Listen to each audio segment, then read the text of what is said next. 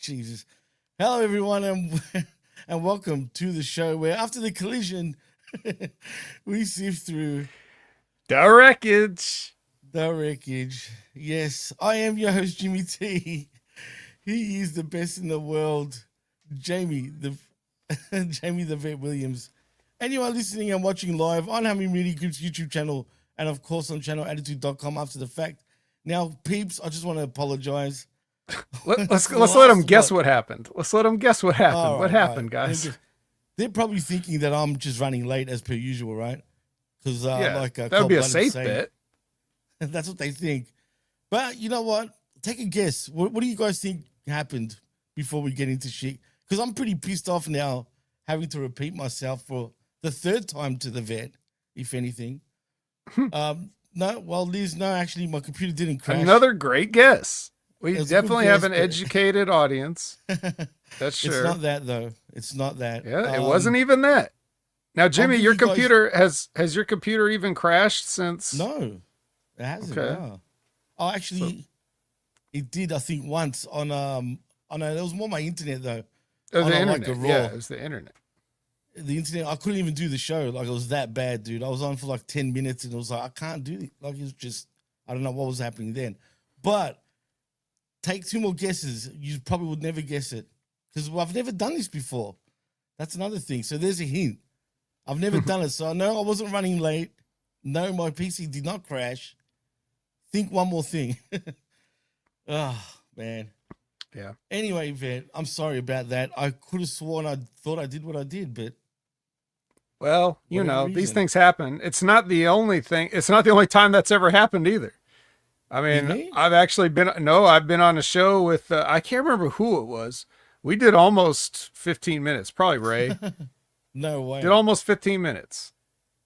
So, Oh, man. No, look, I've never done that before, so this is a new one to me. Even though, and look, you guys are probably not going to guess it. And then you chipped your breaker. No, because otherwise, look, I'll just fuck it. I'm just going to say it. I thought we were live already, so here I was, ranting for how long? Probably 10 minutes, maybe. it was about 8 minutes or so. And then Vet, thank God, actually, yeah, exactly this. We didn't go live, even though I could have sworn I pressed the button, but I guess I didn't. I don't know what happened. But yeah, we went live. So we were talking. And then thank God Vet goes, "Hey, Jimmy, by the way, I don't think we're live." And I'm like, "What are you talking about?" And I look up and I'm like, "Oh, shit." And here we are.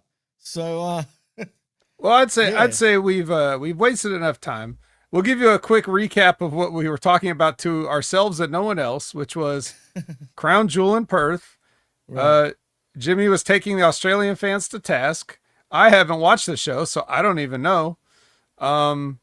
Apparently, they were out of control, and that's all we really need to say about that. Like Yeah, almost Jimmy didn't wanna thought say they were anymore. out of control. I didn't watch the show. Now you're all caught up. That's essentially Right. basically where we're at. And I And wanted to that get your opinion. supposedly Jimmy also said this is one of the better shows, and people are saying it's one of the best shows of the year. So what did you guys think of Crown Jewel? Let us know in the chat. But that's basically where we're at. The only thing I did watch, I did actually have just enough time to watch Stephanie. I had to look at her.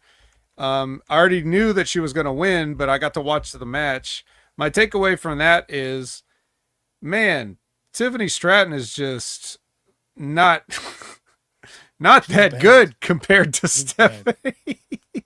Dude, as a matter of fact, Stephanie was so like, Stephanie made Tiffany look better in that match than she normally looks, but I could still see through everything, and it really just shows like the gulf of difference between Stephanie and most of the other girls that we consider top girls, you know, which are all like, it seems like there's some blonde white girl pretty much, like it's all blonde white girls and Io Sky out there. So so that was my takeaway from that. So the right person won. That's all I could say. yeah, the right person did win. But, it's funny you brought up how bad Tiffy looked. Me and RBV obviously done a review show yesterday on the show, which you can check out right here.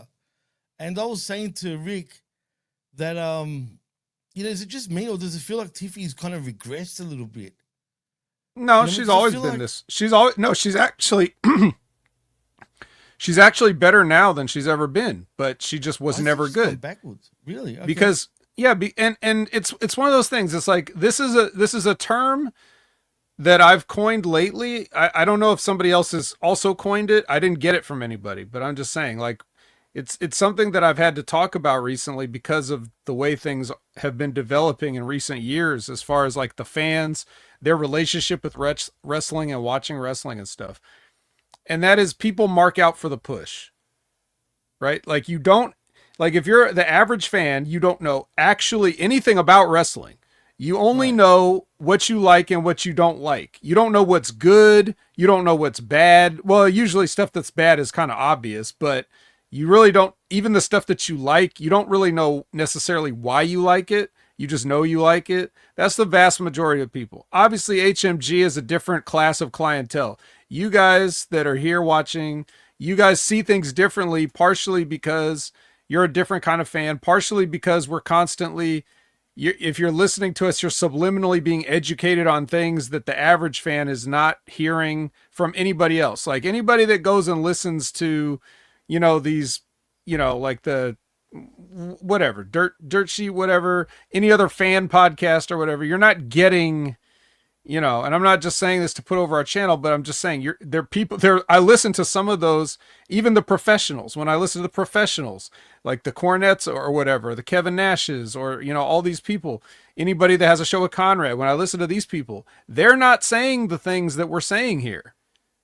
Partially because politics, some of them just don't want to expose it. Partially because some of them don't know it. So that's basically where we're at. So for people like Tiffany Stratton, she gets a push, right? Like, she gets pushed out of NXT, probably too fast, but at the same time, how long can she stay there? Because she's not learning anything anymore. I don't think she's just taking more risks and getting hurt now because she's a gymnast. So she's got to do gymnastic stuff. So she's got more risk of injury. Now she goes up to SmackDown or whatever. Now she's in this spot where, she's a pretty blonde white girl. We got to push her. So they push her. She doesn't know how to be a main eventer. She doesn't even know how to work a match. She just knows how to do her pre-planned spots with gymnastics and stuff like that. And you could see things fall apart because of the inexperience. Now, she's getting grizzled in real time, but at the same time, she's still green. So it's like, that's what you get when you get somebody that went on a career path that had no pro future. Like, there are no professional gymnastics leagues. Like, nobody pays money to have like a pro league of people that are like doing the parallel bars. That shit's only in like the Olympics and stuff. There's no pro future for that. So your only option is to live off endorsement deals that you made as an Olympic athlete, or be a pro wrestler. So she's a pro wrestler. She's been doing this for what? Like a few years, not that long. Stephanie's wanted to be a wrestler since she was a child. Right, so exactly. It shows when she's in the ring, she has the poise and she has the reps, and she went through the grinder in Mexico, in Japan, any of these other places that she's traveled before she got here. That's why she looks like she knows what the fuck she's doing. So that's the difference there. But people will talk about Tiffany Stratton's, Tiffany Stratton's good. Tiffany Stratton's this, she's that. They'll say she's doing good when she does well at things at times. But really, you're just marking out for the push, right? If nobody was watching her, when nobody was talking about her in NXT, but they're talking about how good she is once she gets on in front of more eyeballs. And I think that's what you're seeing. You're just seeing it get exposed. She's been getting exposed pretty bad, dude. Yeah, but she's still better now because of the experience she's gotten in the short time that she's still better than she was. But that doesn't mean that you've seen every possible thing that can happen to you. You need. You don't get the house show grind anymore, which is good in one way and bad in a very important way. True. I mean, and you know what? You're right. The house show grind is actually a good thing for wrestlers to improve on their shit. You know what I mean? But I guess, with this new regime, obviously they don't want to do them as much, even though we are getting a house show this Wednesday in my neck of the woods, funny enough. Like Liz says, though, she has the personality of a blonde Barbie cheerleader who has never been told no. I can see. Okay, that. well, now that's a different conversation because that's the gimmick. I actually have no idea what Tiffany Stratton is like. I've never listened to her talk outside of her promos. I don't listen to her on podcasts or interviews or anything. So I don't know what she's really like, but she's the Barbie character, right? Like she started out with like the daddy's rich girl gimmick. They never had a daddy. They dropped that immediately and just went with regular rich girl. And this is what I'm talking about when I say, remember, how I always say the WWE doesn't know who these people are. They don't know the characters that they have. They've got everybody in the wrong spot. So she's the perfect example of that. Why is Tiffany Stratton, the spoiled rich brat, a babyface? How did that happen? Shouldn't she be a monster heel at this point with the title? Shouldn't she be like a total monster heel? Like, why is she a babyface? That's not the character of a babyface. She's not even doing the character anymore. She's not even really being the bitchy Barbie that she was in NXT. She was doing that character down there. Then she gets called up and she's not doing it. She just looks like it and it's not doing it. But she gets the Barbie WrestleMania entrance, but she's not acting like Barbie. She's not doing anything. What about Tiffany Stratton has ever been on television that told you she's a rich brat? Has she ever arrived in a limousine? Has she ever gone on shopping vignettes or like, what have they done to tell you that? It's just, here's a pretty girl who moonsaults. Cheer for her. And Zane, that's a stupid question. Come on now. It's pretty clear why he was a babyface, because he was the anti-hero, bro. Come on. Not just that, he's going against the grind, against the boss. Anyway, doesn't matter. Well, Steve Austin tried to be a heel. Steve Austin tried to be a heel, and the fans chose. This was the beginning of fans going, well, besides ECW, of course, but this was the beginning of fans going against the push of, who they wanted to see. Like, this is in the era where Shawn Michaels was the top guy. Here's Steve Austin on the undercard telling Brett, you're washed up, you're a bum, fuck you, all this stuff. In front of him, man. Right. Right. Like going into Brian Pillman's house, getting a gun pulled on him, all this stuff. Like ridiculous. This is Steve Austin's doing heel shit.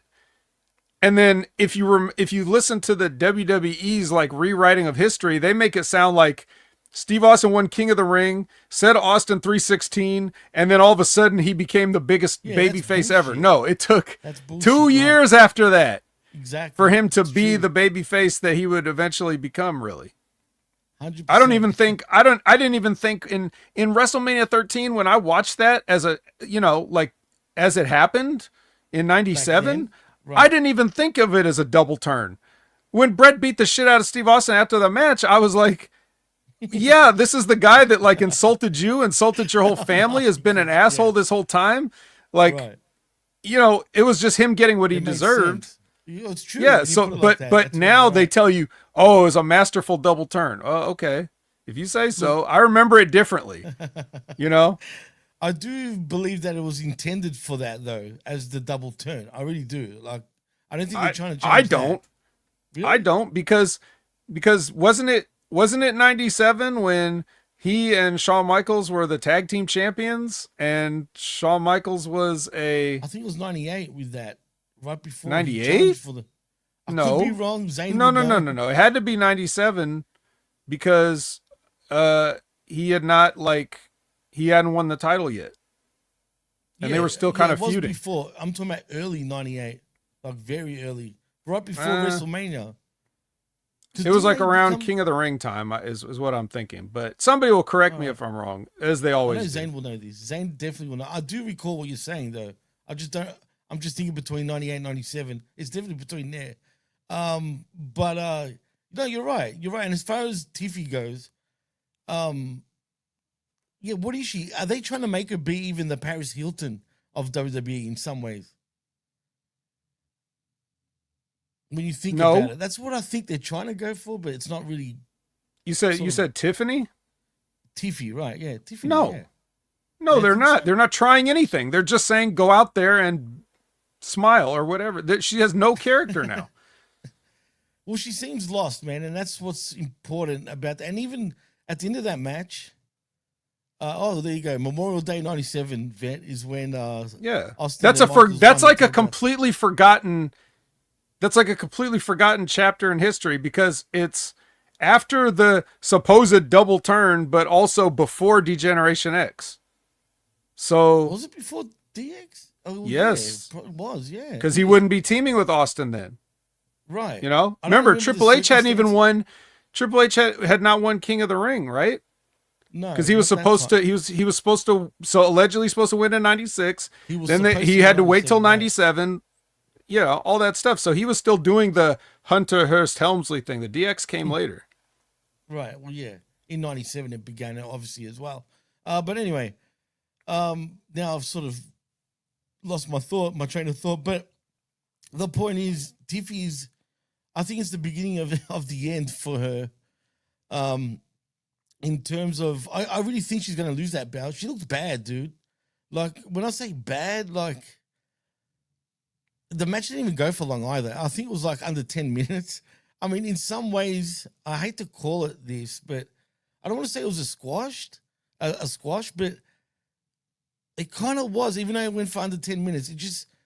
It made La Primera look so much, she looked great in this match compared to Tiffy. And it made that women's world heavyweight championship so much more elevated than seeing what Tiffy's got with the WWE Women's Championship.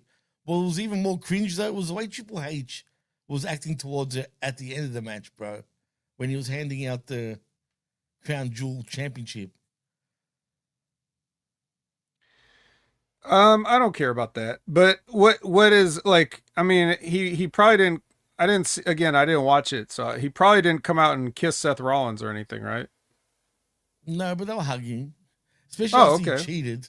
You know what I'm saying? Like, Well, I mean, if it you is what could it give is. Seth But Rollins a hug, then if well, what's good for the goose is good for the gander. If you can, I'm you can sure. give Stephanie a hug, you can give Seth Rollins a hug, and vice versa. It's fine. It would be creepy if he only hugged the girls. Well, it is kind of creepy, but it doesn't matter anyway, man. Um. Anyway, let's move on from that. I don't want to talk full on about obviously what happened yesterday, because at the end of the day we did do a review show and you can check it out here. But I do want to ask one more thing before we move on. Do you think it was too much with what I told you, I guess, off the air before we get into it? Obviously, again, because I did Was ask what you too much? about the fans and just the way they Oh, took the over and all fans. that. Yeah, I don't. I feel like I'm the only person that has a platform that doesn't care what the fans do.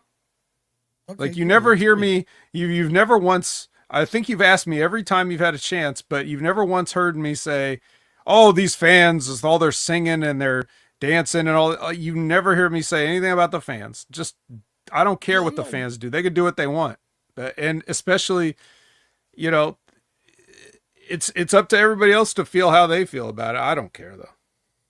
Yeah, look, I never cared either, but I did care with this only because it was just very classless. That's all. You know what I mean? It was just at the whole different level. Like I said, you need to check it out to see what I mean. It was embarrassing in that sense. But anyway, who cares? If you haven't watched it, go check it out for yourselves. It was just weird.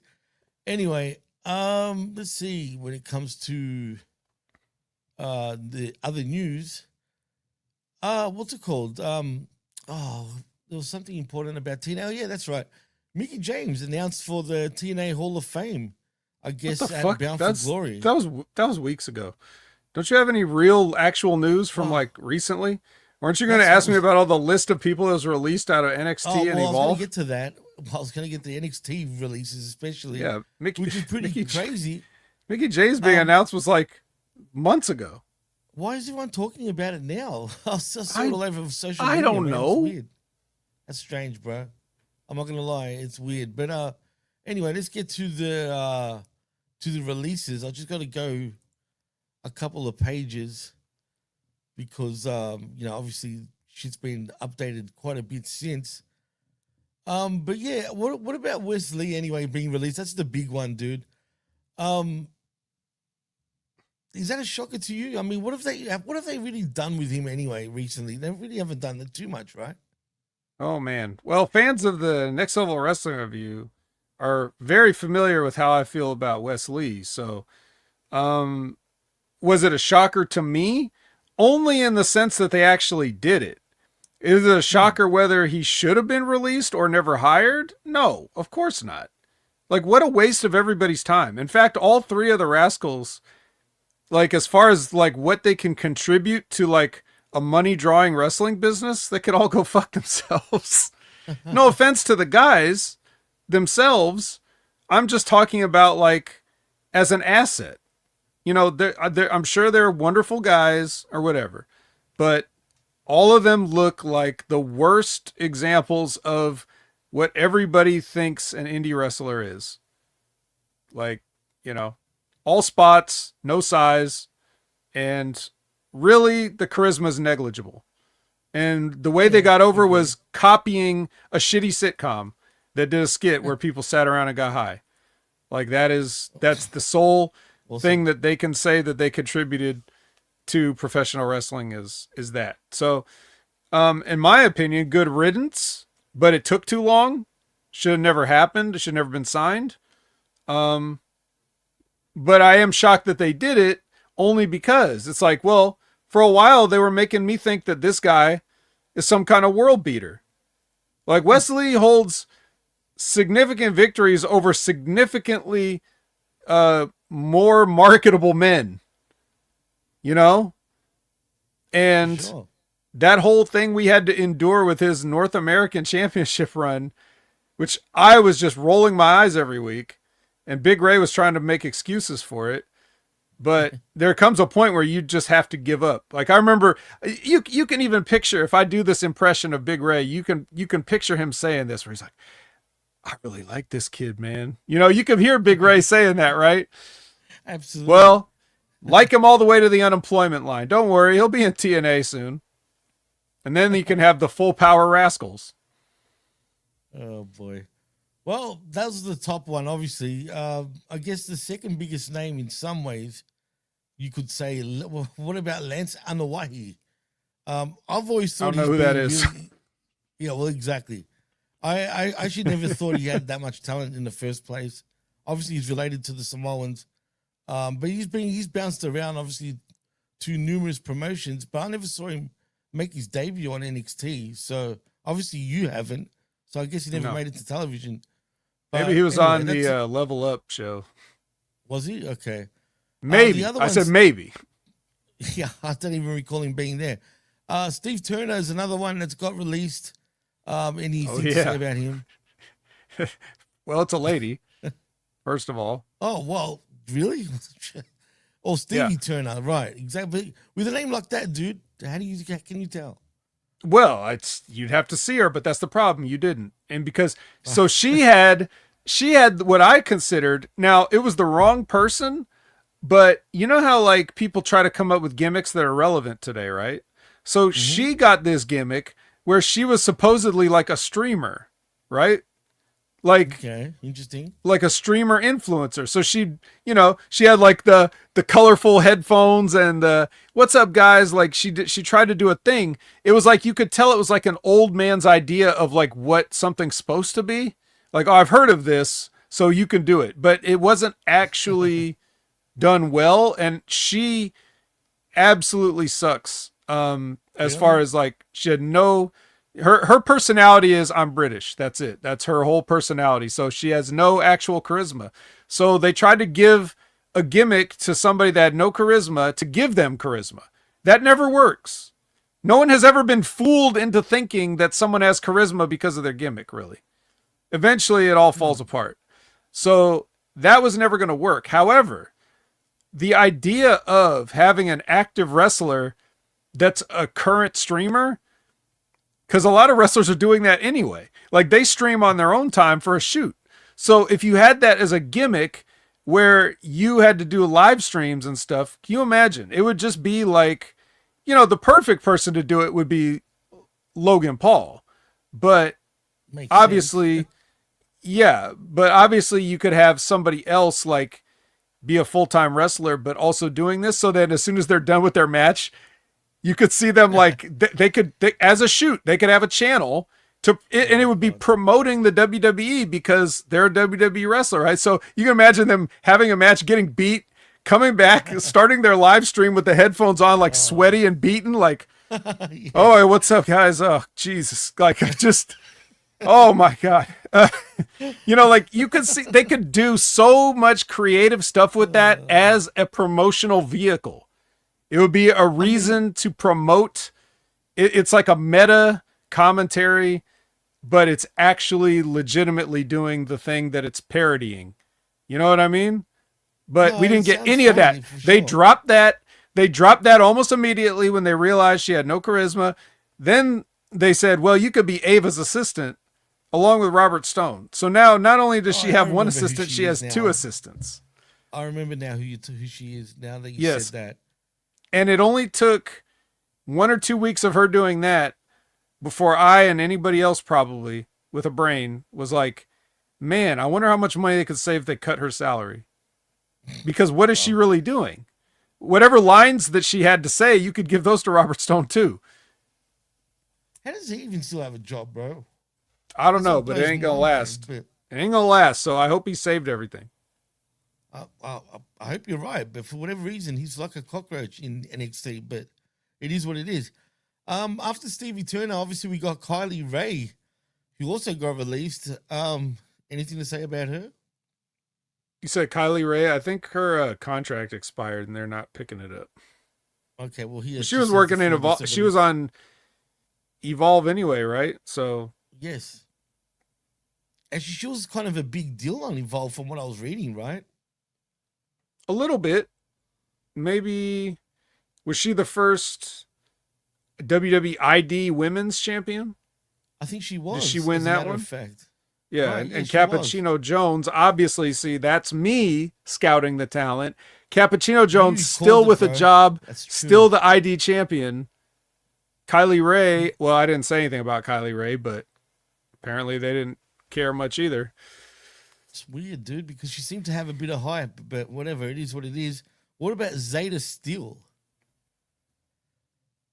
I vaguely recognize that name. I have no idea who she is, bro. Straight up. I'm getting a picture in my mind, but I also keep thinking of Tyra May Steele and what's her name, Armstrong. Hold on. Oh no, I remember her. This is wasn't this the chick that said I don't know. She apparently also decided not to renew. I forget what she's known for, though. I apologize. Okay. Was she the one that? Was Zeta Steel the one that Mickey James said that all these chicks just have their ass out? And she was like, "That's what I want to do." Wasn't that her? I'm not sure, man. So I don't want to say yeah, it is, and I'm wrong. So I'm not 100% certain, but. You've got a pretty good memory. You could be onto something. It could be the chick. I remember her saying something about that, but I didn't remember. Yeah, you remember when Mickey James made that comment, right? Like, right, absolutely. And now Michelle McCool is the is the replacement. Don't even fucking hell, bro. I mean, come on, dude. Like she's anyway. Well, I'll touch on that a bit later, but trying to a white girl. Well, nice try, Zane, but she's Peruvian, so. Or whatever she is. Next is Braden BJ Ray. I don't know who that is. I think we can skip the rest of these people. Well, let me see if there's anyone that you probably do know. Oh, excuse me, Moroccan. I'm sorry, I didn't want to say Peruvian. She's Arab. She's Moroccan American. There you go. Who's Draco Knox? I don't know. All right, well, everyone else is... I have no idea. There's Jamar Hampton, Zara Zeker, Jin Taylor, as in Taylor with a T-A-L-A, and Summer Sorrell, and Hayes Jameson. I have no idea who these names are, but they're the ones that got released, and that's that. They're all gone. Someone said in the chat, I think this was Texas, or this ain't Texas, saying weird these NXT cuts should be Evolve's game. You'd think that Well, it's not two separate companies. Right, exactly. It's all because WWE anyway, so- essentially Evolve is already NXT's overflow. Like, we can't have all these people here, so go do this over here. And they're still cutting those people too. has that become pretty much the next the level up show essentially, with a different name? Yes, Yeah, pretty much. Well, And it's terrible. If you ever watched Evolve, I haven't watched it. the show is absolutely awful. Really? Yes, in every possible way. It's got like all the no budget of like early MLW stuff, but like the worst scripting ever. Like, everybody has a scripted, prepared promo, and they're all horrible. So, Wow. yeah. I don't know how Jeff Lippman actually does it. He actually reviews that show, but I don't know, man. I think he saw an opening in the market, and then I think he probably also now realizes why it's open. Well, I don't blame him, but still, he seems to enjoy it, and bless his heart if it does. Shout out to Jeff. Yeah. So that were the releases. Any other major news? There really isn't much going on right now, man. How do you feel about? I know you did the next level, obviously, with Big Ray, but do you feel like, because the Hardy Boys contract is apparently running out in November, do you see them coming back to WWE on the short term? For what? They can barely walk. I know, but for whatever reason, I mean, they are the NXT tag champions, so it seems like WWE still see something in them, some sort of, they see money still, I guess, with nostalgia when it comes to the Hardy Boys. But you're right, they can't walk, they can't move. And I can only imagine the shit. I mean, how bad the match is going to be against the Dudleys at Bound for Glory. I mean, tell me you're looking forward to that. I'm not. Well, if it could put an end to the Hardy Boys in-ring career for good, I'll take it. Oof. But yeah. I really do think that the Hardys' best use is as ambassadors. So, like, anytime WWE would have like an event where fans could show up and, meet and greets and photos and any products they need sold or like stuff like that, I would just roll the Hardy Boys out to do that kind of stuff and just keep them away from anything that resembles like physical or athletic competition. I mean, that's fair enough. They should retire, man. That's for sure. Other than that, really, Vet, I don't see anything worthwhile, dude, that I'm just looking at. Honestly. Well, how do you feel about Nakamura coming back? Is it just a one-off, actually, or do you think he's just going to be lost in the shuffle again? Well, he's definitely going to be lost in the shuffle, but I guess they just wanted to make him, like at least have an appearance before they're going to do the Super Show Japan stuff. Yeah, well, that's true. Oh, one other thing. Also, Vince McMahon has been charged with reckless driving. And he's scheduled to appear in court in Connecticut on the 16th of the 10th this month, obviously. Guess he didn't succeed in getting that thrown out.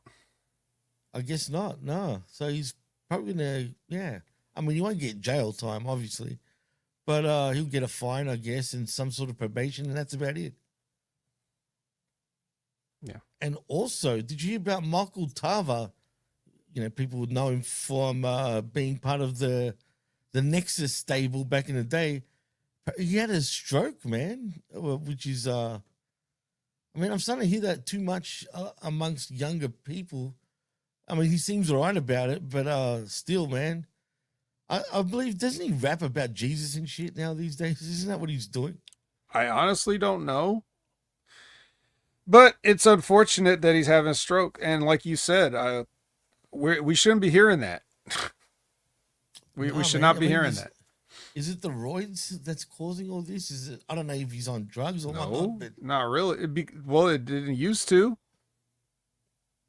It's a good point, man. I don't know, man. There's a lot going on with these guys, and they just need to take better care of themselves, of course. But obviously, he's doing all right now. He's moved past it for now, but still, they got to be careful.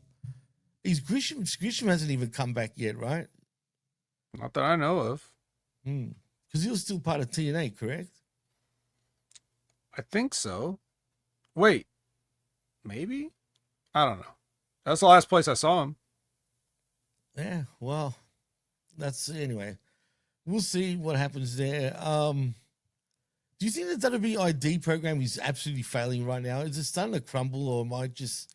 I'm starting to see a lot of wrestlers like just backing away from it, or they're getting released from it. Like, do you think it's even a good idea for WWE to continue on with this ID program?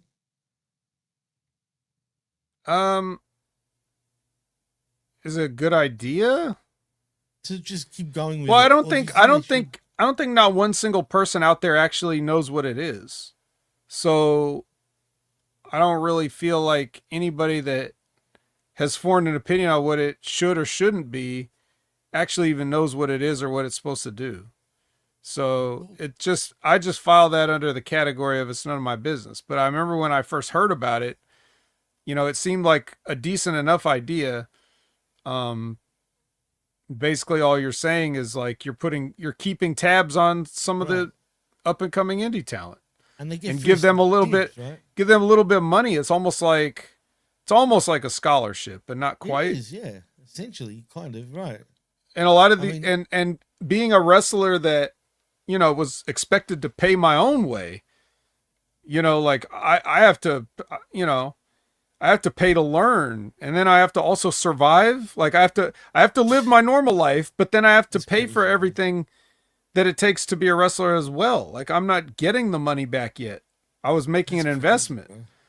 So like, how did you survive all that shit, man, during that time?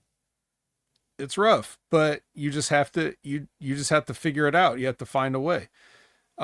So, these guys having a little bit of money to help with that, help make it as a wrestler so that they can, pay some bills or not have to worry about killing themselves with a 9 to 5 and then trying to get the weekends off so you can make your indie booking. Imagine that. I don't think any of them are going to complain about that. So it's a good thing for them. But absolutely, whatever,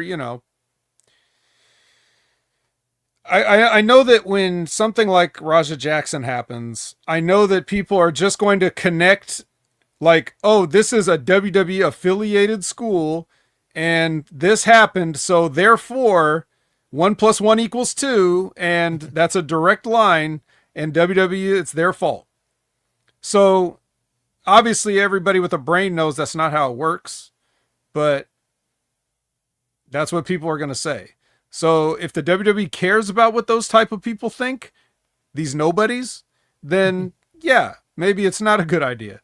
But I'm pretty sure that they have a better understanding of what it's supposed to be than anybody else does. So it's up to them what they want to do with it.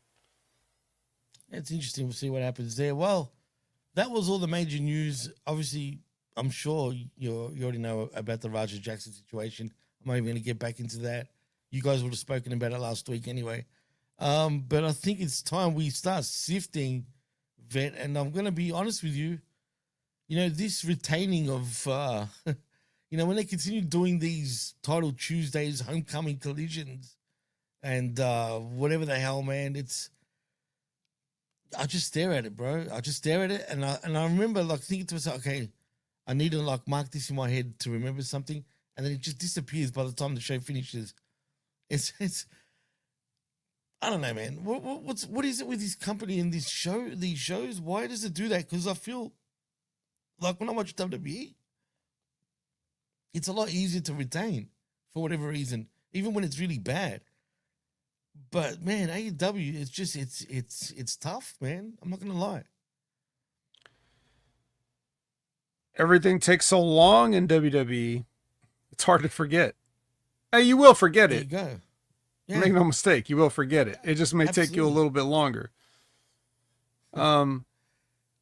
But as far as AEW goes, I mean, they're hot-shotting everything. So, Like real fast too, man. Like, I mean, super duper fast. yeah, not only are they hot-shotting everything, but everything's just, like you said, it doesn't last. It just moves on. Well, these matches some of them go through several breaks, but regardless, it still seems like, yeah, I don't know.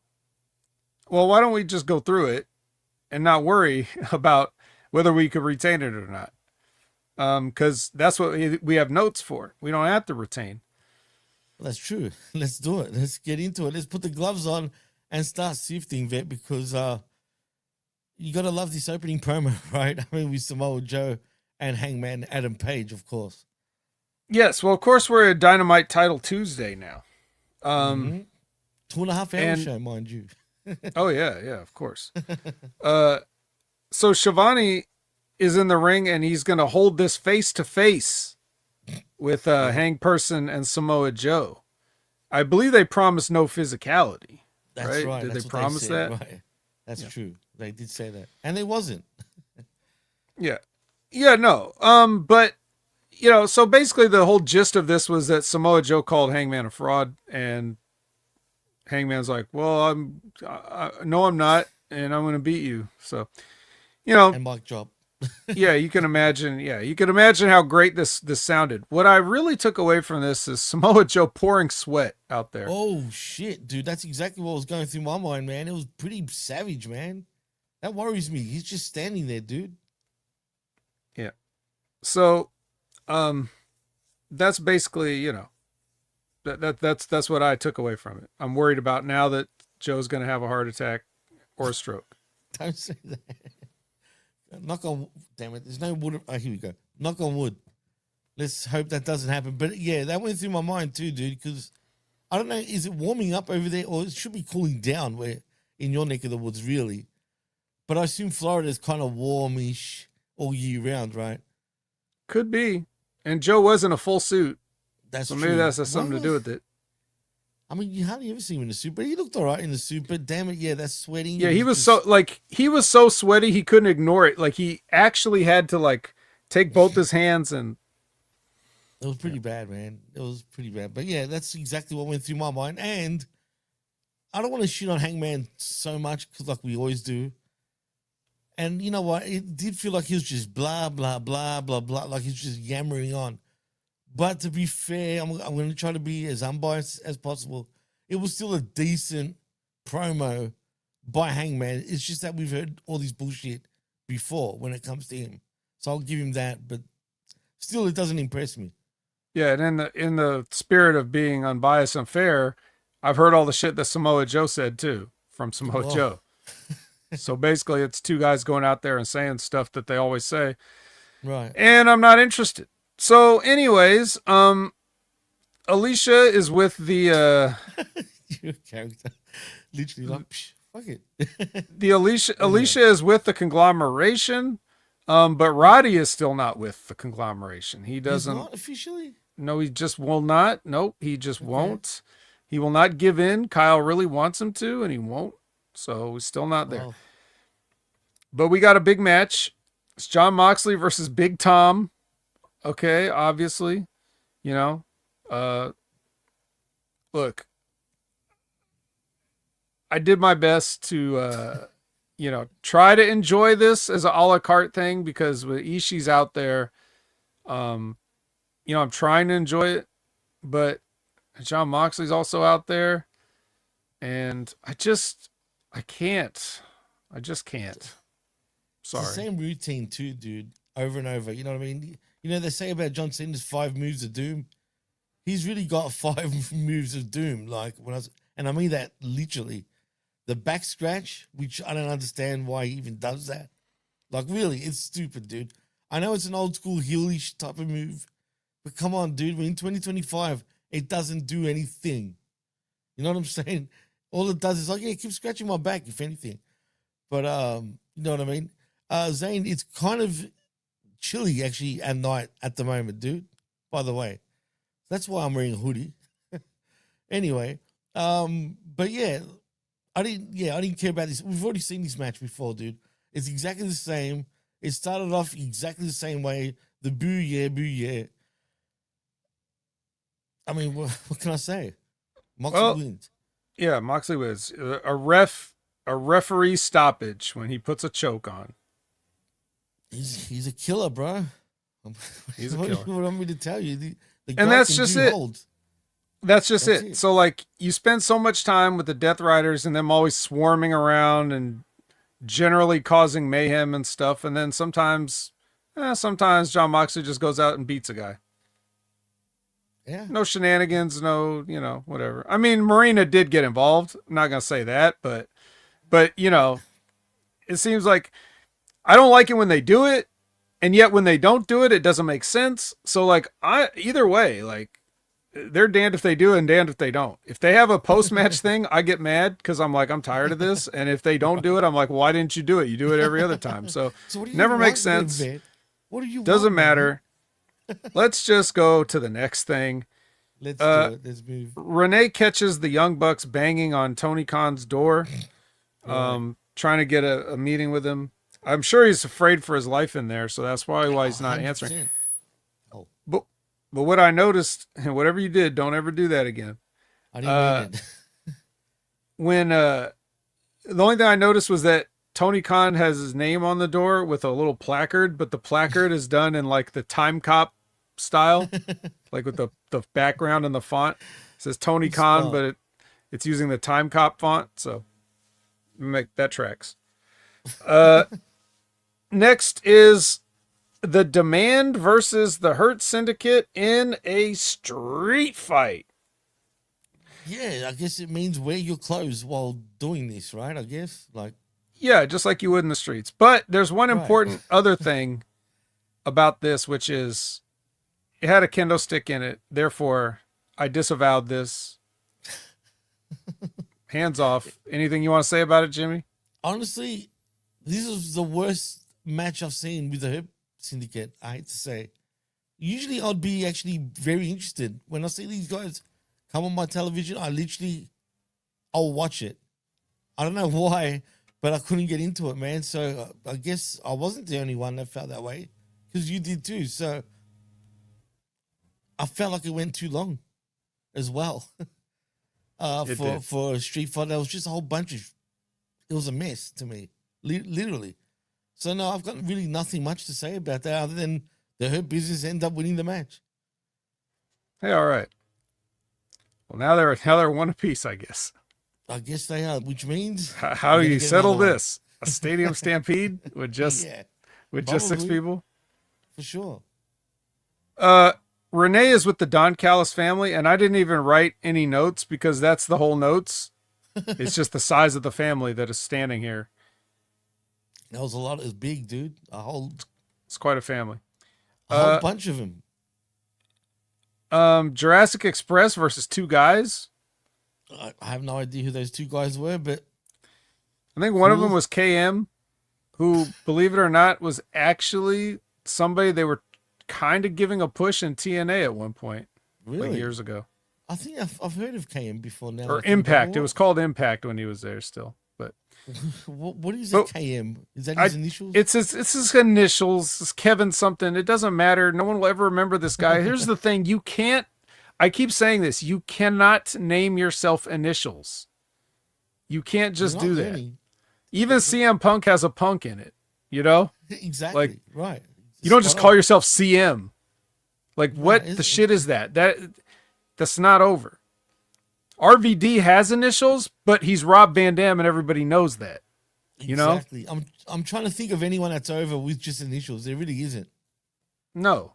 Everybody knows what the initials. Even Triple H, like when his name is on the screen, it spells out the word triple.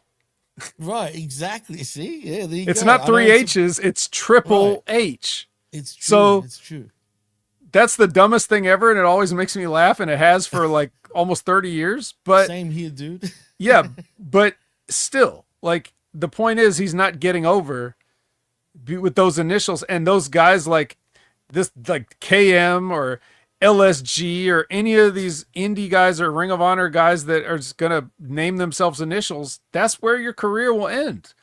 You got to have a cool, strong name. And that goes for these kids in NXT, like that get these shitty names. Pick a better name. They allegedly, I hear everybody say they get to choose like off a list of like possible names. So stop picking badly. Pick a good one. I call cap on that one, man. Straight up. But they're probably scared to speak up too. To be honest, I mean, let's be real here. But anyway, yeah. So anyway, that's- Jurassic Express wins. The Bucks are in the stands watching. Jack Perry. This is his updated costume because he's you know, I don't know if he's Jungle Boy or what, but he is Jurassic Express. So now to have somewhat of the gimmick, right? Instead of having a loincloth now, he's got the black jeans, but he's got an empty like knife sheath on his belt. There's no knife in it, but there's a sheath there. So if he did have a knife, oh man, you know, that's his little piece of charisma, having a knife sheath on his jeans belt. You know what? I know this is out there, and I'm not saying it's going to happen, but I don't know why, but I feel like this Jurassic Express thing is not going to last as long as we think. I think he might even turn on what's his name, Luchasaurus, eventually again. Let's not something not right. Let's not care about that. Exactly. Let's not care about that. Anyway, they win, and the Bucks jump them after, and they want a match at Wrestle Dream. Why? I have no idea why, but yeah, exactly. They want a match, and they get a match, and that's how much I feel about it. They're making me yawn just talking about it. I have a question here from Aaron Benchlomo. Vet, in your professional opinions of former wrestlers, more boring, Jungle Jack or Daniel Garcia? Well, it's Jack Perry, but easy. You know, Garcia can talk at least. You got to give him that compared to Perry. Yeah. There's some semblance of professionalism there with Daniel Garcia, even though I still don't care. Right. Jack Perry is an actor's kid. End of story. Exactly. Yeah. He's got nothing to offer the business. So, speaking of nothing to offer the business, the Death Riders do a promo here. All of them. As per usual. And then we get our big hyped up rematch, Kyle versus Kyle 2. God. Yeah. Well, we all knew which Kyle was going to win this match, and it was the Australian Kyle that won the match. Mm-hmm. What's up, Colin? Wreckage. Yeah, nothing to say. I didn't care about the match, really. Again, who cares? We all knew that Kyle Fletcher was going to win the match anyway. Yeah. Now, when they had Kyle versus Kyle 1 on Collision, you know, however long ago that was, the fans took over and they were chanting stuff the whole time. Like, you know, let's go Kyle, or, you know, like every you sick Kyle. Like, you remember, like they did all that stuff, but there was none of that this time. No one was interested. And he warned them too in that promo. You better not start doing that friggin' those chants, and they didn't. Ironically, which is funny. Yeah, because they didn't know what he was talking about, because they didn't watch Collision either. They probably didn't. Nah. Just like nobody does. You know? Oh boy. It's a rib that we have to. But anyway, yeah. So of course, the Don Callis family are sore winners, so they got to beat the shit out of him afterwards. And Mark Briscoe comes down to make the save. So, you know, there you go. Got to stick up for the conglomeration. And then Renee follows up and asks Kyle Fletcher, "Why'd you run?" And Don Callis says something about Mark Briscoe getting a title shot at Wrestle Dream. Okay, well, cool. I guess all the heels are definitely putting up the challenges. We just saw the Young Bucks say we want a match at Wrestle Dream. Now Don Callis putting Kyle's title on the line at Wrestle Dream. You know, like this is how you do it, right? Isn't this how you book wrestling? The heels are they're very excited to compete, and they want to prove they're the best. Absolutely, bro. That's what the heels in 2025 do. They want to prove that they're the best. So ridiculous. But anyway, yeah. That's funny that you said, yeah, good transition, because here is our next match. Mercedes Moné versus Lacey Lane. Yeah, this was a trip out, actually. A pleasant surprise, I guess. Yeah. Sort of. Yeah. Yeah. You know what I wrote down as my notes for this match? Yeah. That's exactly what I wrote. But I was thinking of it more like it would have, if I said it out loud, it would sound more like this. Yeah. Oh, so in other words, like, yeah. Yeah. Literally, yeah.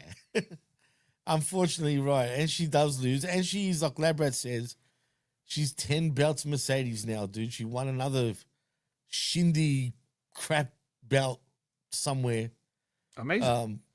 Amazing, right? So I can't get over. You know what's weird about Mercedes?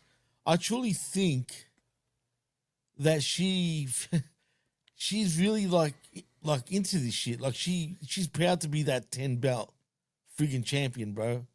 You know what I mean? I truly believe that. They're just they're nothing belts though, dude.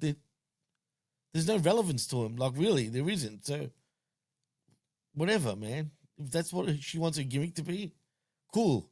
But really, until she becomes world champion, does it really matter? If she does become world champion, does it really matter? Exactly. It's irrelevant. It doesn't matter. Right. Exactly. Same old. Right. Chris Statlander's your champion. How's that going? It's and that just really amazing, doesn't right? matter. So Yeah, I fuck just, it, man. yeah, but that's the thing though. Like,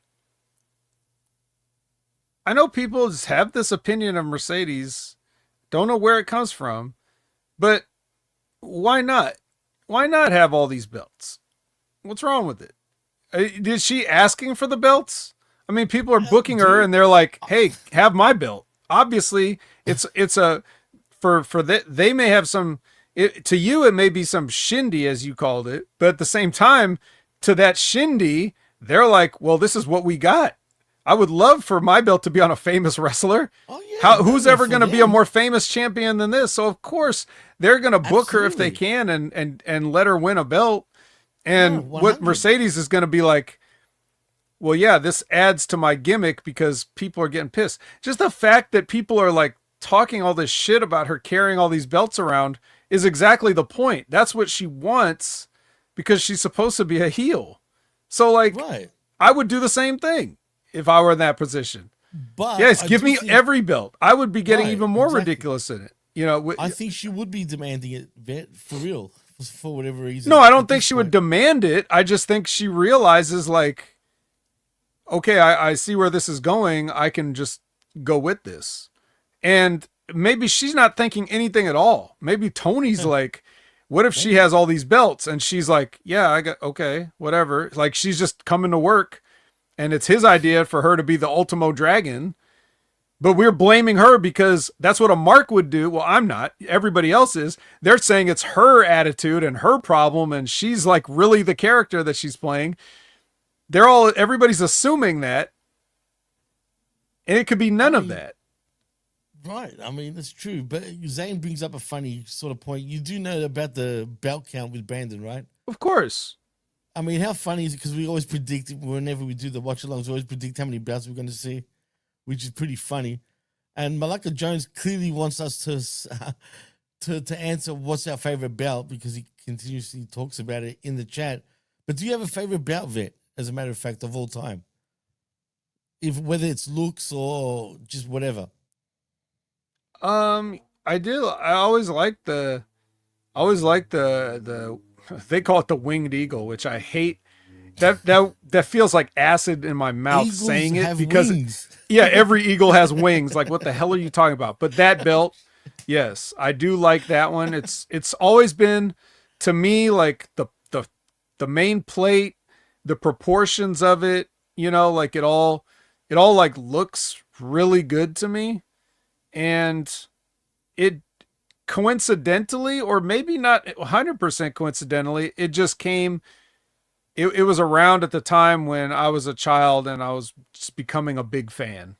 So technically, even though Hogan had that other belt before it, and that was when I started wrestling. Right. That's like I started watching wrestling when he had that, and then they just randomly switched it over. Like that, that's the belt I associate with, you know, that era. But even without that, I just really like that belt design better than any other belt, I think. It's class, man. You know what I mean? It really is. And I agree. That's my favorite belt, especially the Ultimate Warrior variation, the light blue sort of strap. I always loved that version. I had the chance to buy it too for not that expensive. But you know what? I've never owned the belt, but I thought about buying that and I didn't do it. And I have no regrets because I don't care. But I'm just saying that the winged eagle one, like you said, which is ridiculous, is for sure the best belt. 100%. Second favorite is probably the old school Intercontinental Championship, if anything. I even like the tag. That whole era of belts actually were all pretty good, even the tag belts. Yeah. Yeah, that set of 3 belts, I guess in my mind, it just set the standard for what a belt was. Right. So like maybe if had I grown up watching NWA, maybe I would think that about their belts, but yeah, I'm like you. I was a WWF kid growing up. But I will say that the WCW United States Championship is probably one of the best looking belts too. Yeah, it is. And there's been a lot of good belts, but we're not doing a belt show. We're doing but we need to importantly talk about you know, Sammy Guevara and Mortos. Oh yes. Wait, can I do that? Doing a promo. The Beast.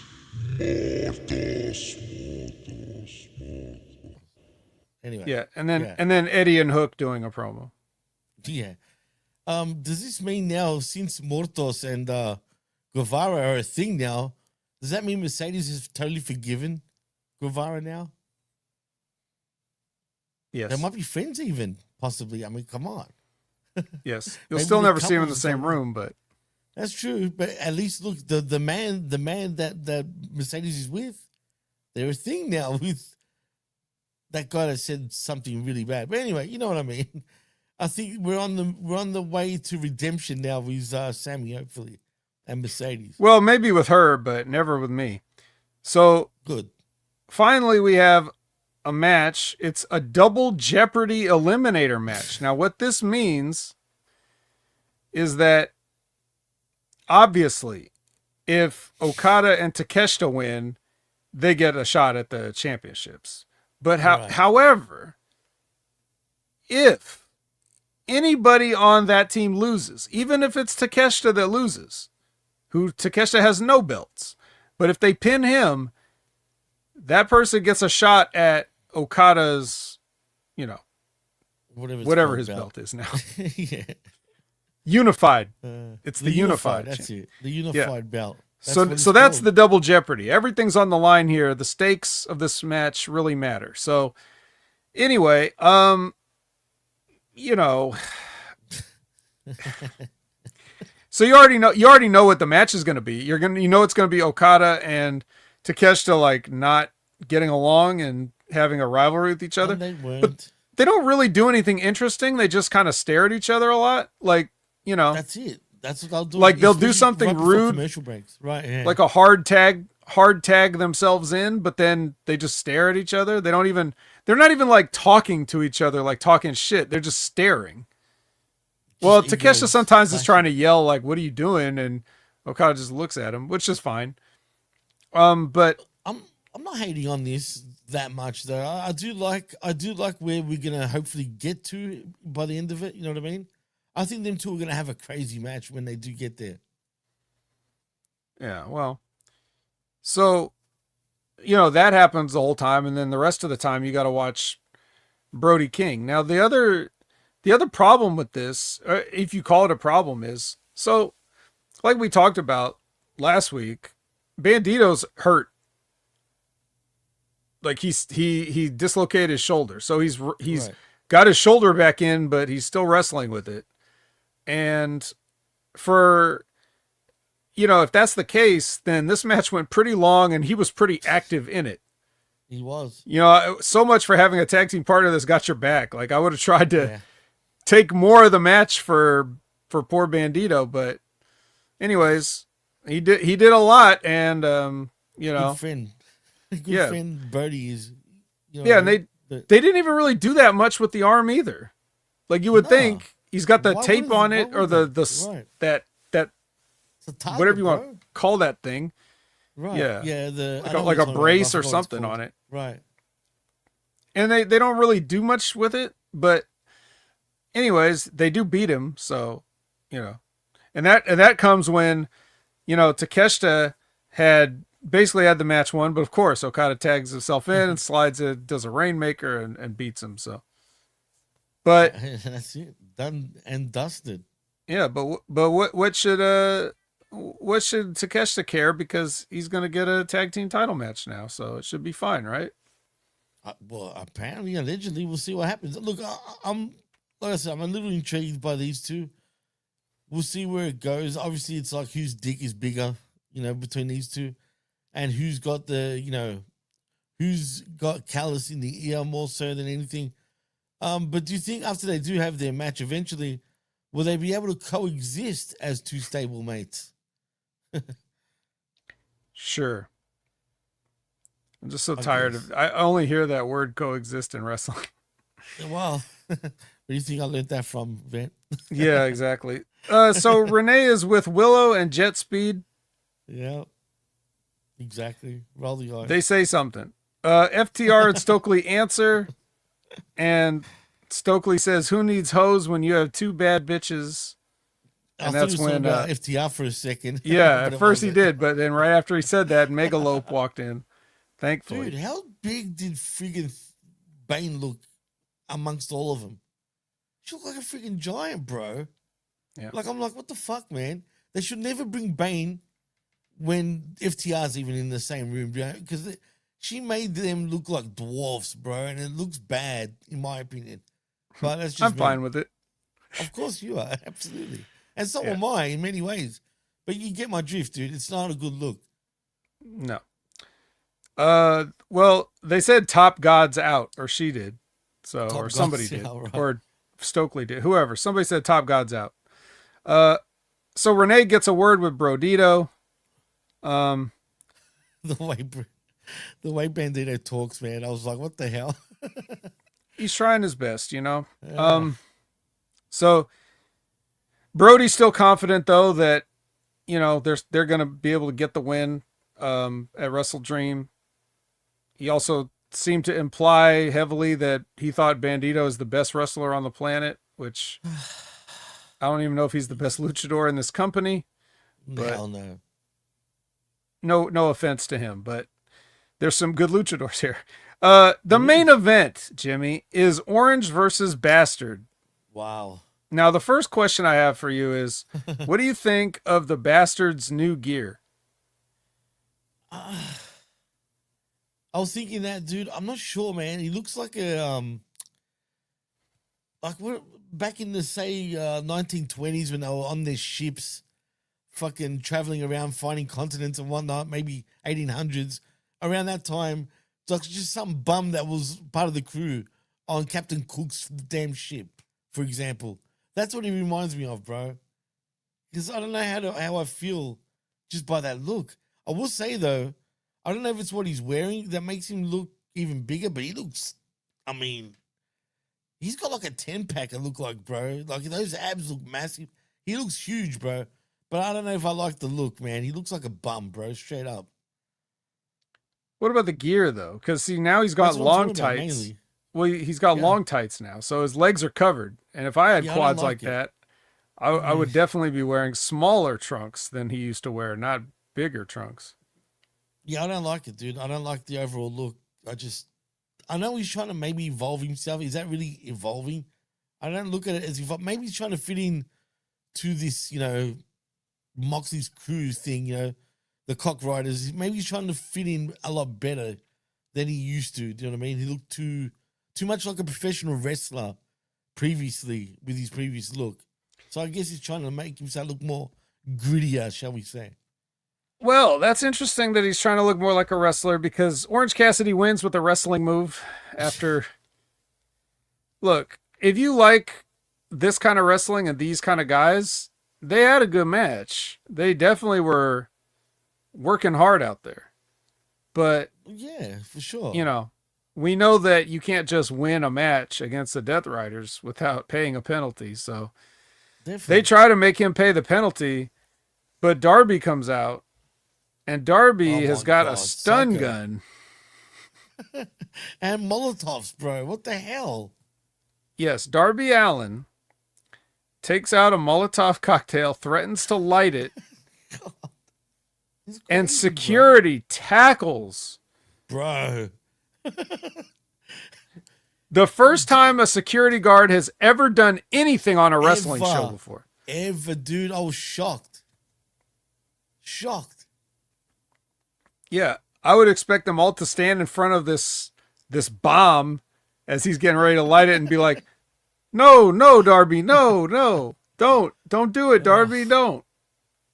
No, they just tackled him because this is serious now. So Yeah, so now why don't you give that guy a contract first of all? Exactly, because he speared the shit out of fucking Darby. That was good stuff. The way they reacted, the way it looked, that was very realistic, dude. I'll give him that. But now my issue is, so all these years previously that they were just nothing. Now suddenly I'm supposed to believe that these guys are actually the real deal. Like, Furthermore, it either makes Darby look bad. It makes everything look bad. I don't like that, dude. That's the yeah. problem. Well, furthermore, now they have to do it every time anybody does anything. That's the problem. Because how can we only have security do something one time ever? You have to do it every time from now on, or else you're, you know. But no one's going to remember this, so it won't matter anyway. They'll forget about this. It's like they forget about everything. Yeah, well, Osama bin friggin' Allen. That's what we can call him now. So, you know, in a perfect world, this would almost make a twisted kind of sense because Darby is just, he's becoming unhinged to the degree that like the Death Riders have been unhinged. Yes, exactly. It's like he's been pushed to this point. On. Right. So like you can kind of understand that, but at the same time, also you can't, like you would have to keep this up. You can't just do it on Wednesdays and Saturdays or Tuesdays in this case, but you get what I'm saying. Yeah, like right. You would show up everywhere. Now, granted, and I'll say it now, even though I was going to mention it later, Moxley was at New York Comic-Con and Darby attacked him at the panel or whatever. Yeah. Right. But it's got to be like more than that. Like if you made a man this crazy, now he's got to follow you everywhere. He's got to do it at your house. He's got to do it everywhere. And you got to, you know, but they're not going to do that. It's just because it's just wrestling and there's not going to be consistent, like you said, because they never done it before. Security's never done this before. I don't know. It just, then also like so now you've teased a Molotov cocktail. But you already set a guy on fire at 2 different occasions. That's like true. and it's always Darby doing it. Darby set Jack on fire and Darby set Mox on fire with a flamethrower and, you know, what was it? A acetylene torch respectively. Right. So exactly. Now you've pulled out a Molotov cocktail. You didn't get to light it, but it's close. But you've teased it now. So what is that going to mean in the I Quit match? If you're going to have a whole I Quit match, I guess I'm expecting to see a Molotov cocktail. Yeah, and bombs and AK-47s. I mean, bring everything out, dude. Why not? Yeah. Who cares? Or no, we'll just bring one screwdriver, and then all we'll do with it is we'll stick it in your earlobe and twist it. You know. Like Zane says, you got to pay for it, but it's true. I guess you do. But you're right. You can't go. Why do these things actually, Vet, if you're only going to have an I Quit match anyway, right? And what's the bet that this I Quit match will be mainly in the ring with hardly any weapons at first until much later, probably? You know, I don't know, man. It's going to suck. That's all I know. Well, speaking of that, that's a good transition for Collision because now we are on a Saturday night. Saturday night's all right for fighting. Apparently so. Yep. We get the promos. Okay. We get all our promos. Clap for consistency suddenly. Yep. And we're starting out with random Kota Ibushi versus Josh Alexander. God. So there's only one reason to talk about this match because forget everything else. Just the injury. Yeah. Kota Ibushi. My God. He's a freaking klutz, bro. I mean, I don't even don't know know, bro. what to say about. Forget any judgment. I'll just tell you what happened. Josh Alexander had him up in a fireman's carry on the top rope. You're right. Not all the way up on the top rope, but like, you know, that's where they're at. They're at the top turnbuckle doing a thing, and he picks him up on his shoulders. And then they go for the spot where they're both supposed to like fall outside. And the way Kota Ibushi lands when he falls outside, he breaks his femur. And it didn't look as bad initially. I watched it a couple of times thinking, but dude, yeah, he's fucked up like from it. And but what's weird, how did he end up sort of going the other way and like flew that way? I think he just tried to kayfabe the landing and ended up hurting himself because I don't know. Your body isn't meant to be in certain positions. And if his legs fell just a certain way and he broke one, it's hard to break your femur. Like that bone is designed not to be broken. So if you don't know what that is, that's the bone in your thigh. It's like the biggest bone in the body. That's nuts, dude. How do you do that, bro? Like, I don't know, but that's what I heard reported was that that's what happened. So I don't know. I don't know. You can't blame I mean, obviously this could have happened on anything. It just so happened to be on something that was stupid, but like a lot of things that happen in matches are stupid and guys don't get hurt. So you just never know. But yeah, but it seems to be one thing after another with him. So, you know, it's just really unfortunate for this guy because he has to keep coming back from catastrophic injuries, it seems. True, man. And it's changed him too. On top of that, the worse of the injuries are getting, the worse he's kind of changing even as a person, man. He's gone. Look, I'm worried about him in many ways because not only is he obviously very reckless in some ways, but he's also lost his mind in some ways too. He's not the same Kota that he was 10 years ago, put it that way, like at all. You know what I mean? I don't know what's going on with him, but... Well, he's always struck me as a little bit stupid. Well, yeah, he's always been a little bit stupid, to be fair. But Mikey sees, if you're being serious, we're talking about Kota Ibushi. That's who we're talking about. That's who got injured. So now, the other thing, Josh Alexander, on the other hand. Now, I already, back in TNA, I already washed my hands of Josh Alexander. Like there comes a point where as a wrestler, like I had there's like a last straw with some guys. Right. Like they'll do something and then like after they do that one thing, it may not be the first thing, but it's definitely the last thing. And then I try to be nice to people. I try to give them the benefit of the doubt. I try to be fair and all that other stuff. But after whatever the straw is that breaks my back, I always just, I'm like, fuck you. And Josh Alexander's been a fuck you for a long time. The reason why is because he had a match with Eric Young. Now, these are guys like Josh Alexander has had a neck surgery that he had to come back from. Josh Alexander has a wife and a kid that he has to support. I remember that during that time too, right? Yeah, and he did some shit in the match where, I don't know, it was some stupid, I don't even remember what it is now, but it's some kind of like suplex onto a table, something that both these guys should have known better than to do what they did. It was unsafe. It was unnecessary. It was both of their faults, but mostly Josh's fault because, he did it badly. And it just, like, when I saw it, I was just like, yeah, whatever, fuck him. So basically, this is another situation where now nobody got hurt that night, even though I decided, fuck both these guys. But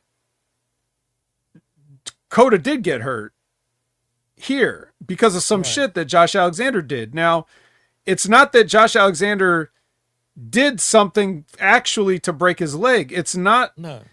I don't even know that it was his idea to do the spot if it was an agent or something that suggested something, or Kota Ibushi suggested it. I don't care whose idea it was, and I don't care whether it was his fault or not. But this just, you're just at the center of something dangerous. When, he fell outside the ring too.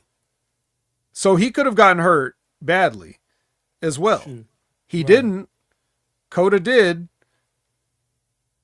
It's just, I don't understand what it's going to take for these people to realize, like, your match in the first half of Collision on a random Saturday, not even leading to a pay-per-view, your match doesn't mean anything. I'm sorry to tell you guys this. Your match doesn't mean jack fucking shit, and no one cares, and no one's watching, and no one will remember who watched. So why risk yourselves, right? Yeah.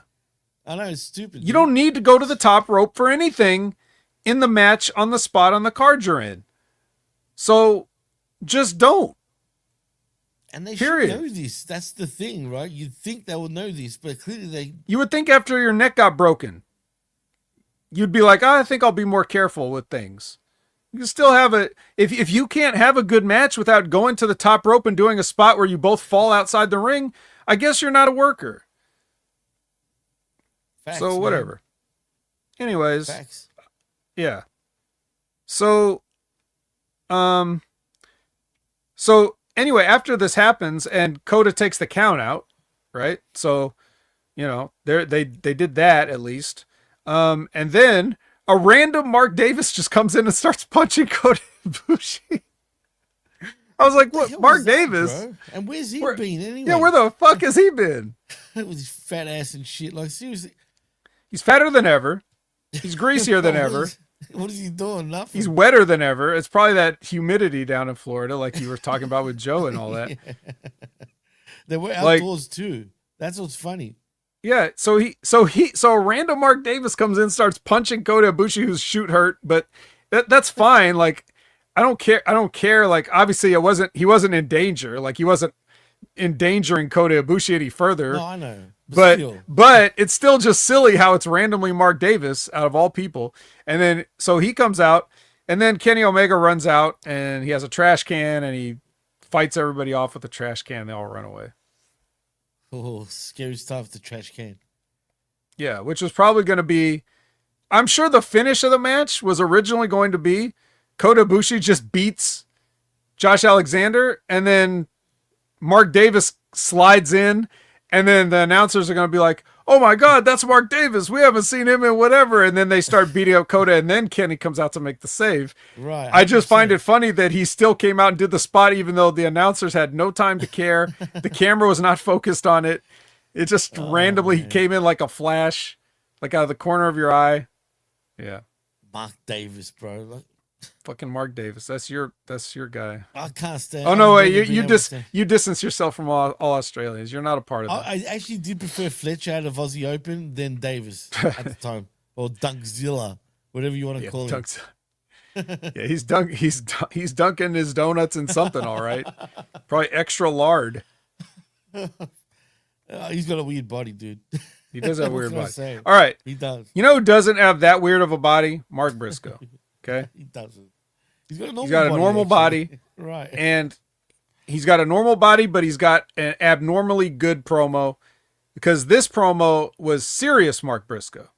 When Mark Briscoe is serious Mark Briscoe, you can definitely hear Jay in him. You can definitely hear the family in his voice when he's not doing this voice and saying things like the word of the day is conglomeration, baby. Like when he's not doing that and he just does the normal talking voice, you can definitely hear Jay in there.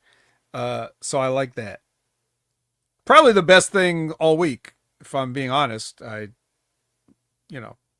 Just this very short, random on Collision promo against Kyle Fletcher, because they got a match coming up. It was like 30 seconds or less. It wasn't even long, but it's still probably the better thing that happened this week. I mean, well, there's other things that also happened this week, but yeah, no, I mean, he's great, man. I always enjoy watching him. But you could tell he was thinking about his promos though. Sort of like you can see him thinking a lot when he does do those sort of type of promos.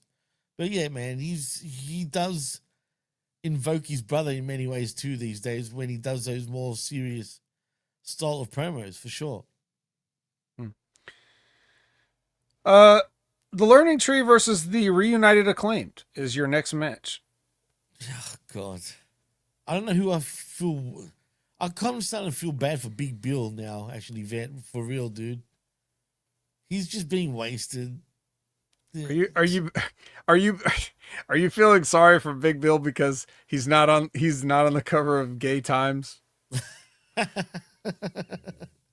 Hey, Gay Time's a good ice cream, like I said last week. But I mean, look, man, the Acclaim get their win again, even though they're not getting along, bro. Like, you know what I mean?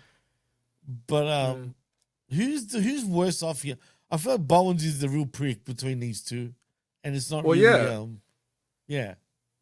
It's all about the pride, dude. Yeah, it's not. Somehow he was supposed to be the superstar babyface, and it's not working out. You know, but would you consider him heels right now? Still, both of them. Yeah, I think. He's definitely. Bowens is definitely. Yeah, Bowens is definitely acting more like a heel, and Max is being more sympathetic. This was an opportunity for a throwback of like him coming out and doing a rap, on his way to the ring, a freestyle, and he didn't. He hasn't done that in ages, dude. No. From what I remember. Now he looks like he's totally fine with being back together, even though, and being Bowens isn't. I mean, can we see Bowens walking him like a dog at this point? I mean, seriously, are they ever going to get back to normal? You think these two are they going to get on the same page? I don't know. Doesn't I matter. got a feeling it's going to go nowhere, dude. When it comes to AEW and them trying to figure this shit out, it's going to get lost in the shuffle with them any day now. Just like, where's Jeff Jarrett? I thought he was going to win a world title this year. Man, well, year's not over. It's not. The Bang Bang Gang promo interrupted by an angry Learning Tree. Let's just move on. Dream Girl Ellie and Carolina Cruz versus Ty J. Why? I guess if I could say one thing about this match, and I mean this in a more positive way than the kids usually say it, but this match was ass. I didn't expect that. Well, it was ass, literally, in many ways. Everywhere. Shit. Everywhere, absolutely. A lot of ass. And it was ass. But yeah, nothing special, of course. It was just, As long as there's a whole lot of ass, it's all good, man. You can be as crap as you want. Yeah. Lexi is with a conglomeration. I don't remember what they said. The Demand got a vignette.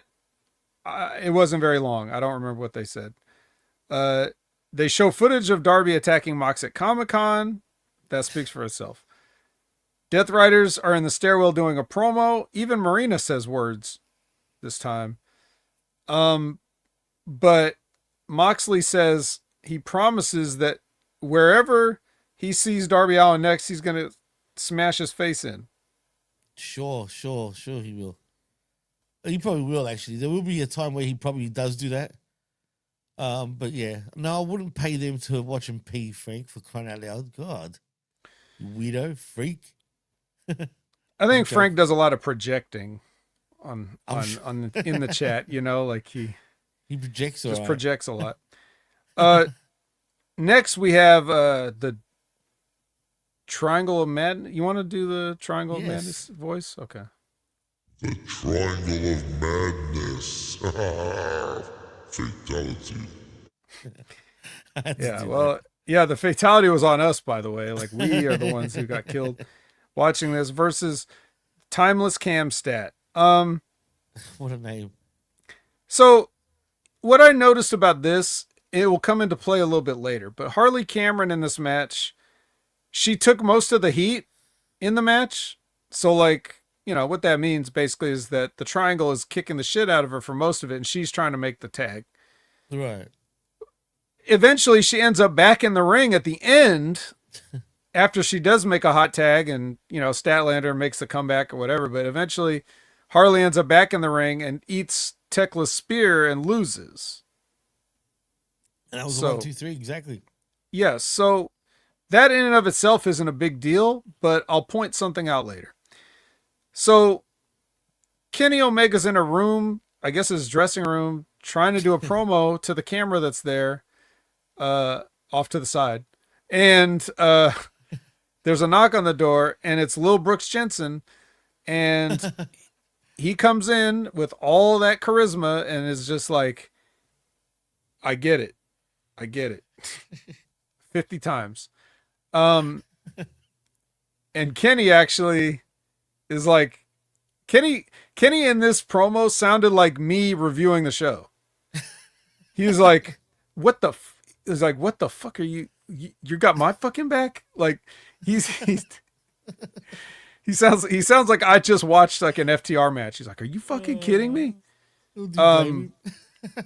Yeah. So anyways, Lil Brooks just wants Kenny to know that he has his back. And Kenny's like, okay, well, I don't have your back. So, if we have a common enemy in the Young Bucks or whatever, fine. But I don't have your back. So, whatever. I mean, he's just being honest. I mean, come on. Yeah. So now this is what you're talking about, Jimmy, where you feel like even with this, Jungle Boy certainly can't be trusted. He's gonna turn on somebody somewhere. It's just what it feels like for me. It's all a plot. It's all a plot just to get back at Kenny, right? Exactly. I think Luchasaurus gonna turn heel for like the 4th time. Yep. He's gonna be kill switch again, probably. And then, yeah. Same old shit, bro. It does feel that way. And I feel like we are going that way. And it seems to be going that way. I mean, don't you feel the same way? I mean, I don't think about it. But now that you say that, I don't disagree with you. I just didn't spend 1 second wondering where this. I never do. I never wonder where any of this is going to go. And trust me, I don't blame you, but Jesus, we need to think sometimes. No, we don't. We just need to run through the notes and quit. That's all we need to do. The rest is icing on the cake. Okay. You're the funniest dude, I swear. That is awesome. Yeah.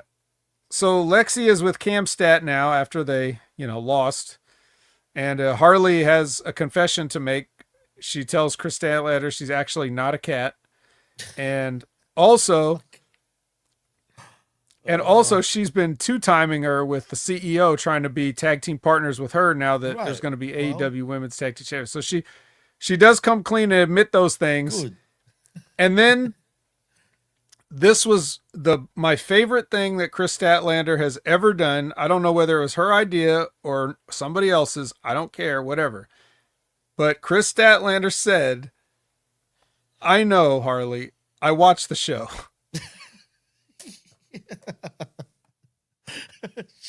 Which I've been waiting for a wrestler to say that whenever somebody tells them something that they should have known, obviously, because it happened on camera. Exactly. Instead, finally somebody said it after however many years of this bullshit. 100 years at least. Like, seriously, why now? Why actually be logical now? I don't know, and of all people, Statlander to do it. Who comes across as the alien still in the shed. You know what I mean? The alien, the Rhea Ripley knockoff, Right. The mummy with a U, not with an O. You get me? Anyway. Well, speaking of Utah comes in and he's like, don't listen to this, this bitch who, will just turn on you as soon as she gets what she wants or whatever. And then Tony Storm comes in and rips her shirt open. And it's like, you want to fight right now, but not in those words. So that's it. And then Yuta's just like, Yuta sees a bra. Yuta sees a lady's bra and he's like, I gotta go. I can't deal with this. So he's such a friggin' frigid, bro. Yep. I'm just saying. Yeah. So yeah, obviously this was the second best thing on the show next to Mark Briscoe's show. Collision's becoming a comedy, bro, for real. But anyway. Well, that's a good segue to the next thing because it's MXM TV. Oh my God. This was anyway, yeah. Continue. So they have a casting call, which I guess a casting call to them means open challenge, but it's really an excuse for Mansoor to get on the mic and be hilarious. I actually like Mansoor, bro. For real. Mansoor, I actually do. Mansoor in this one, in the time that he held the microphone in his hands on this show, he showed more entertainment and charisma and comedy than Johnny TV has his entire career. He's not all funny, combined. bro. Like if you combine his 20-year career or whatever it's been, he did not add up to Mansoor's level of entertainment on this one microphone hold. Dude, I don't mean to pick on Johnny. It's just that he was in the ring when this happened. So like he's fresh in my mind. I could say that about a great many people. But here he is. So this was great. But then it just became a trios match because, the people that answered the call were, LFI. So yeah, it got ugly quick. They got a beating and a half, dude, after that, especially from Roosh. Yeah, look, I'm telling you, Mansoor is so underutilized. It's not funny, bro. I think, I was never a big fan of his, even back in WWE at first. But, seeing him even away from wrestling and how naturally funny he can be too, I started digging him. I started thinking, you know what? This guy's got actually charisma about him. He really does. You know what I mean? But he's just not allowed to, utilize it much. You know what I'm saying? I think he could do so much more for either company if they just allow them, MXM, to do their thing, dude. They're characters, bro. I actually don't mind it. It would have been a better fit for the Stevie Turner gimmick. Let's put it that way. Oh. Well, like if you had these guys as streamers promoting your company, and they do that too, also in real life, right? They do it anyway, right? But I'm just saying now integrate it into the program. But whatever, who cares? Obviously they get their ass kicked, like I said. And then we transition directly into Eddie Kingston versus the Beast Mortals. Wasn't it? Yep, it sure was. Yeah, it was. I started second guessing myself for a second. Yep. No, it was. And they had a match. Yeah. And Eddie won with a back fist. With the back fist. And it looked stiff, dude. But then again, he's wearing a mask. And probably a thick leather mask, too. So, not ow, my mask. My mask. I love that about him, dude. You should watch some interviews with Mortos. Yeah, well, yeah. He's just like, it's the funniest thing. Right. I see what the CEO sees in him. Well, I don't know, bro. That's still weird to me. But anyway. So, Lexi and the Triangle of Madness, before Lexi can even say, or ask a question, the Triangle's getting jumped by Queen Aminata and Jamie Hayter. So, Jesus, man. Come on. Yep.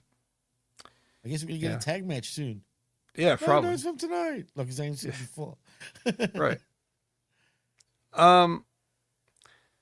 Now,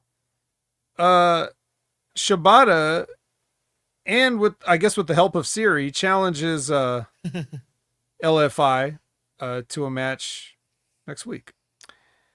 And now we finally have our main event. It's the Top Gods versus the Jet Speed Babes. I hated this match, but anyway, yeah. Fuck this match, bro. Not a fan, huh? Nah, I guess Wheeler got his shit in. You know what I mean? Yeah, they did. Well, they did a lot of intergender stuff, which they don't normally do in AEW, which I'm surprised. Like, you would think with all the shit that they've done in AEW, how do they never really go with the intergender route at any point? but they don't. They have now. Yeah, they did with this. Right. And I didn't even know that was the match at the start. I just assumed it was going to be like one of those, well, if the man tags a lady, the other lady's got to come in, but. Right. Oh. But that wasn't the case, but for once, which is cool, Nope. I guess. But I didn't enjoy these matches, though, dude, for real. It just came across as, I don't know, childish, dude. It comes across as childish.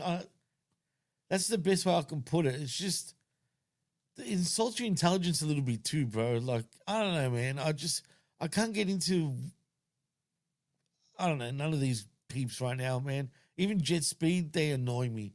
And it's probably because of Speedball. He just annoys me. That stupid fake smile, bro. And he can kick, which is great.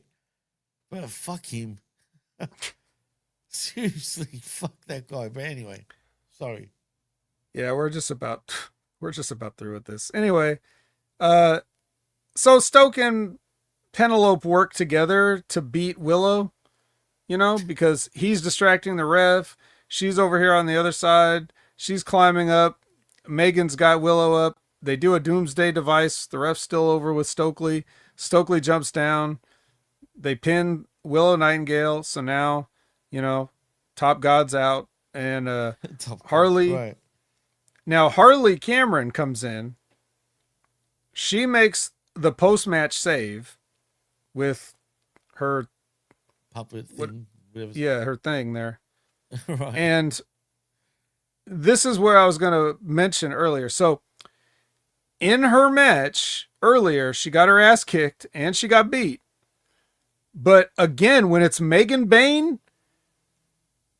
somehow Harley Cameron is Supergirl because Megan Bayne just takes off running. And, I've pointed out how in the match, every time these two are in the ring together, Harley Cameron kicks Megan Bayne's ass more than any other wrestler in AEW does. I guess she just has her number. I guess there's just no answer that Megan Bayne has for the wrath of Harley Cameron. She's in there with anybody else, she's just going to get her ass kicked. But when it's Megan Bayne, oh shit. Strongest woman in wrestling. The one that's lifting Willow and throwing her around. The one that fought with Speedball and Kevin. She's going toe to toe with those guys. But here comes Harley Cameron, the joke wrestler, and got a powder. I just find that amusing. Well, you know why, right? You remember how we used to, I used to always say about the guys being too big and whatnot? Yeah. I bet you it's also a problem on the women's side. She's clearly the biggest woman on that roster in many ways. So, what does that mean? She runs away from freaking Harley Cameron, bro. Like, who looks like, she doesn't look tough. She doesn't look like she can kick the shit out of anybody. At least Bane actually looks like she could probably knock your clock off, you know what I mean? But for whatever reason, like you said, Harley Cameron, man, she's a beast, bro. That's her kryptonite, or whatever Wonder Woman's equivalent weakness is. All I'm saying is Harley, man. That's all I'm saying. She's an animal, dude. Animal. Well, she's not a cat. She's not a cat. So she must be some other kind of animal. She's a jaguar, bro. Oh, forever. Forever. But yeah, exactly, dude. That's it. That's all. All right. That's all. And that is it. That's it. Man. The heels run away from Harley Cameron to end Collision. What a weak main event, though. Really, it was a weak main event, but at least it wasn't Daniel Garcia. At least, but again, we're still getting way too many tag matches, even on Dynamite, even on Collision.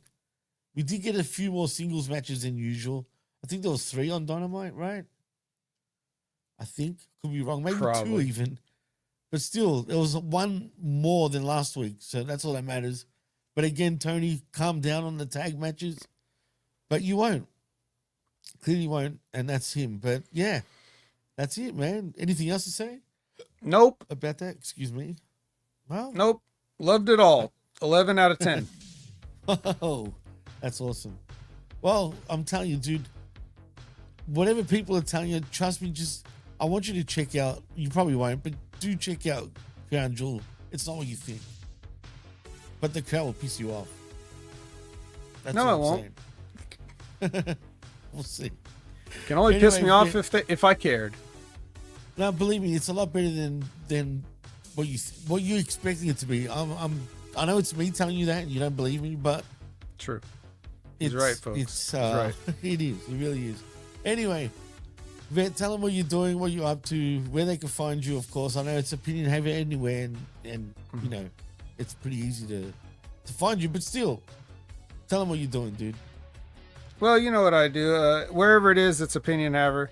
I got the shows on how many media groups, such as the Next Level Wrestling Review with Big Ray Hernandez every Wednesday at 8 a.m. Pacific, 11 a.m. Eastern, where we talk about NXT and all the people that are going to get released again. And every Monday, we have the Impact Attack with Brandon at whenever Raw goes off the air, or 6:30 Pacific, 9:30 p.m. Eastern. That we got, we're gonna have a big Bound for Glory review, so be sure to tune in for that, as well as his watch along for Bound for Glory tonight. I guess it's gonna happen. So if you'd like to watch along with Brandon, then go for it. Right here on Hummy Media Group on YouTube.